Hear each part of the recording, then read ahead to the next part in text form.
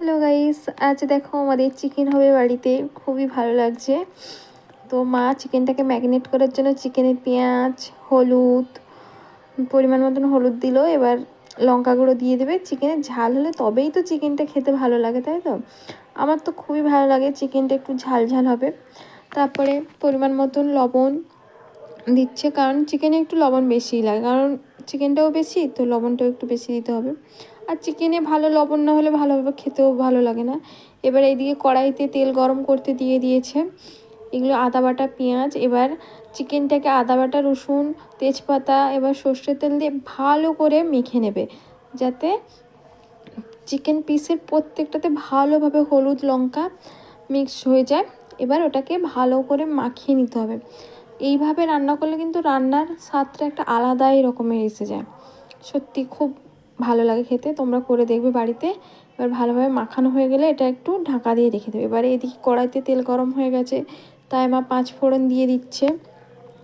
এবার 5 ফোড়নগুলো হালকা ভাজা টাইপের হয়ে গেলে এবার তাতে পেঁয়াজ দিয়ে দেবে এবং পরিমাণ মতন পেঁয়াজগুলো দিয়ে দিচ্ছে। পেঁয়াজটা দেওয়ার পরে ভালো করে পেঁয়াজটাকে ভেজে নিতে হবে এবং তেলটা যেন ভালো গরম হয়, তাহলে পেঁয়াজটা ভাজাটা খুবই ভালো হবে। তো এবারে পেঁয়াজটাকে ভালোভাবে ভেজে নিচ্ছে। দেখুন পেঁয়াজটাকে একটু লাল লাল করে ভাজতে হবে, যাতে পেঁয়াজটার ওই একটা স্মেল আছে ওটা চলে যায়। এবং লাল হয়ে ভাজা হয়ে গেলে এবারে পরপর মশলাগুলো দেবে। আর আমাদের সচরাচর সবাই একটু চিকেনটা খেতে ভালোই বাসে বাড়িতে, তো তোমরাও এইভাবে বানাইও। এবারে আদা বাটা দেবে। আদা রসুন মা একসাথেই বেটে রেখেছিল, তাই একসাথেই দিয়ে দিচ্ছে, আমাদের আলাদা করে বাটা হয় না। তো আদা রসুন দিয়ে ভালো করে মাখিয়ে এরপর মা আদা রসুনের পেস্টটা ভালোভাবে তেলেতে ভেজে নিয়ে হলুদ, লবণ পরিমাণ মতন দিয়ে দিচ্ছে। এরপরে এমনিতে মাংসতে দেওয়াই আছে আগে থেকে চিকেনে। এরপর লঙ্কা গুঁড়ো দিচ্ছে, কারণ লঙ্কা গুঁড়োটাই তো দিলে তবেই তো চিকেনটা একটু টেস্ট আসবে ঝাল ঝাল। এরপরে ভালোভাবে ভেজে নিচ্ছে। আবার হলুদ লঙ্কা গুঁড়োটা ভালোভাবে পেঁয়াজ আর আদা রসুনের বাটার সঙ্গে মাখিয়ে নিচ্ছে। বারবার নাড়তে হচ্ছে, নাহলে কড়াইতে নিচে লেগে গেলে মশলাটা পুড়ে গেলে চিকেনটা একদম খেতে ভালো লাগবে না। এরপর দেখুন কি সুন্দর তেল ছাড়ছে পেঁয়াজ থেকে। তো এবারে ভালো করে মা নেড়ে নিচ্ছে, যাতে মশলা কষাটা খুবই ভালো হয়। দেখুন কত সুন্দরভাবে তেলটা বেরিয়ে এসছে। এরপর মশলা থেকে দেখুন তেলগুলো ভালোভাবে ছাড়ার পরেই মা চিকেনগুলো ঢেলে দিচ্ছে। তো সব চিকেনগুলো পরপর ঢেলে দিচ্ছে কড়াইতে। সব চিকেনগুলো ঢালা হয়ে যাওয়ার পরে মা আবার খুব সুন্দর করে এটাকে মশলাটাকে চিকেনের সঙ্গে মাখিয়ে নেবে। এইভাবে কিন্তু আমাদের বাড়িতে রান্না হয়। আমরা গ্রামে তো এরকমই রান্না হয়, কিন্তু রান্নাগুলো সত্যিই খুবই অসাধারণ হয়। আমার মায়ের হাতে রান্নার একটা আলাদাই জাদু থাকে। তো এরপর ভালোভাবে মশলাটা চিকেনের গায়ে ভালোভাবে মাখিয়ে নিচ্ছে। দেখুন চিকেনটার গায়ে কি সুন্দরভাবে মশলাগুলো লেগে যাচ্ছে। আমার তো দেখেই জিভে জল চলে আসছে। তোমরাও এইভাবে বাড়িতে ট্রাই করে দেখবে, খুবই ভালো লাগবে খেতে। তো আমাদের কিন্তু আলু দিয়ে চিকেন হয় বাড়িতে, যখনই চিকেন হয়।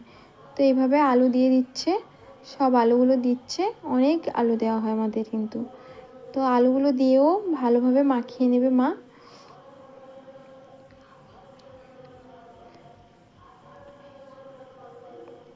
এরপর আলু দেওয়ার পরে আবার মা সুন্দর করে চিকেন মশলা আলুগুলোর গায়ে যেন ভালোভাবে মিক্স হয়ে যায়, তাই জন্য মা নাড়ছে এইভাবেই। চিকেনটা এইভাবে নাড়তে হবে, না হলে নিচে লেগে গেলে চিকেনটা খেতে খুবই বাজে লাগবে। এইভাবে ঘন ঘন নাড়তে থাকতে হবে।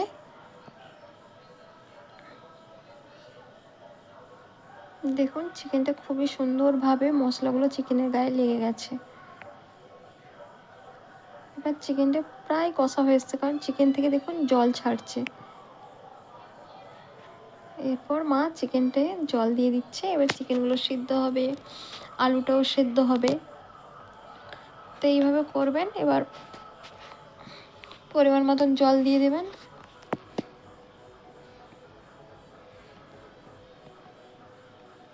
এবার এবার দেখুন চিকেনটা ফুটে এসছে, এবার বড় বড় ফুট এসছে, তো তো চিকেনটা প্রায় হয়ে এসছে। চিকেনগুলো যখন ফুটে একটু ছোট ছোট হবে তখন চিকেনটা হাফ সেদ্ধ হয়, এইভাবে আমরা বুঝতে পারি। এবার বড় ফুট এসছে তো চিকেনটা প্রায় হয়ে এসছে। মা এবার নেড়ে নিয়ে এবারে ঢেলে দেবে, আর স্মেলটা খুব সুন্দর উঠেছে। এবার দেখুন আমাদের চিকেন অলরেডি রেডি হয়ে গেছে। তো এবার খাওয়ার পালা, চলে আসে সবাই আমাদের বাড়িতে।